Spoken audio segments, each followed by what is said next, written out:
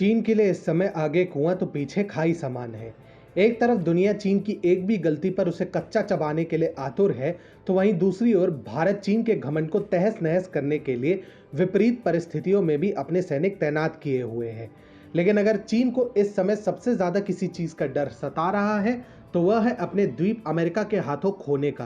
ये हम नहीं कह रहे, बल्कि चीन खुद इस चिंता को अपने मीडिया के जरिए दुनिया भर में गाता फिर रहा है। चीन के मुखपत्र माने जाने वाले ग्लोबल टाइम्स के प्रमुख संपादक हू शीजिन ने दावा किया है कि अमेरिकी राष्ट्रपति डोनाल्ड ट्रंप चुनाव जीतने के लिए किसी भी हद तक जा सकते हैं और वे चीनी द्वीपों पर हमला कराकर उन्हें अपने अधिकार में भी ले सकते हैं। जनाब के ट्वीट के अनुसार, मेरे विश्वसनीय सूत्रों से जुटाई गई जानकारी के अनुसार ट्रंप सरकार चुनाव में अपनी लोकप्रियता को बढ़ाने हेतु दक्षिण चीन सागर में स्थित हमारे द्वीपों पर हमला करवा सकता है और इसके लिए वह MQ-9 रीपर ड्रोन्स की भी मदद ले सकते हैं। यदि ऐसा हुआ तो PLA मजबूती से लड़ेगा और जिन्होंने ये जंग शुरू की उन्हें बहुत भारी कीमत चुकानी पड़ेगी। इसी को कहते हैं एक तो चोरी, ऊपर से सीना जोरी। बिना बात के हवा से लड़ना तो कोई हू शीजिन से ही सीखे। ना अमेरिका के हवाई जहाज दक्षिण चीन सागर के आसपास आए हैं, ना ही अमेरिकी नौसेना ने अपना रुख आक्रामक किया है, लेकिन हू शीजिन की मानिए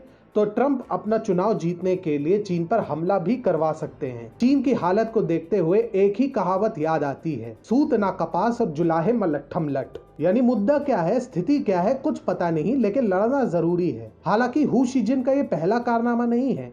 इससे पहले भारत को भड़काने के इरादे से जनाब ने एक के बाद एक कई वीडियो अपलोड की, जिसमें चीनी सेना की तैयारियों को दिखाते हुए हू जताना चाहते थे कि चीन की सेना से जीतना तो दूर की बात, उन्हें कोई हाथ भी नहीं लगाता। हू शीजिन के इन्हीं वीडियो ट्वीट्स में से एक ट्वीट था चीन को दिए जाने वाले भोजन के बारे में, जिसमें यह दिखाते हुए कि कैसे PLA के सैनिकों को गर्मा गर्म खाना पहुंच रहा है, हू शीजिन ने भारतीय सैनिकों का मजाक उड़ाने की कोशिश की। वैसे जो भी कहिए, पर हू शीजिन की दाद देनी पड़ेगी कि वीडियो भी पोस्ट किया उस दिन यानी 11 सितंबर को, जब 53 वर्ष पहले LAC के सिक्किमी छोर पर नाथुला के मोर्चे पे भारत के सैनिकों ने चीनियों की जम के कुटाई की थी और 3 दिन बाद चीनियों को ही सीज फायर की भीख मांगनी पड़ी थी। इसके अलावा हू द्वारा वीडियो ट्वीट पोस्ट करने के कुछ ही दिनों बाद ये सामने आया कि चीनी सैनिकों को ही कड़ाके की ठंड रास नहीं आई और कई सैनिकों को ऊंचाई संबंधी बीमारियों के चलते अस्पताल के चक्कर लगाने पड़े।